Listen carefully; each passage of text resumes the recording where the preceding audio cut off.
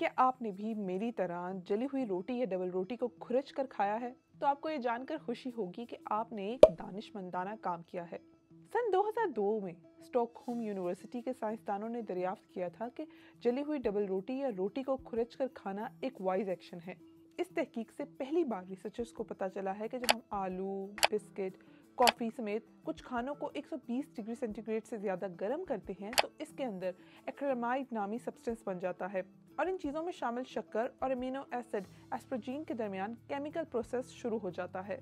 इस कीमियाई अमल को मियाड रिएक्शन कहा जाता है, जिससे रोटी वगैरह का रंग ब्राउन हो जाता है और इसका जायका भी बदल जाता है। और रिसर्चर्स को अब ये मालूम हुआ है कि अगर जानवरों की खुराक में एक्रिलामाइड की मिकदार ज़्यादा हो जाए तो ये कैंसर का सबब बन सकता है। यूरोप में ह्यूमन फूड रेगुलेटरी एजेंसी के मुताबिक एक्रिलामाइड ज़्यादा होने से इंसानों में भी कैंसर का खतरा बढ़ सकता है, ख़ास तौर पर बच्चों में इसका इम्कान ज़्यादा हो सकता है। लेकिन जो साइंसदान इस हवाले से तहकीक कर रहे हैं उन्हें अभी तक कोई हतमी नताइज नहीं मिले हैं।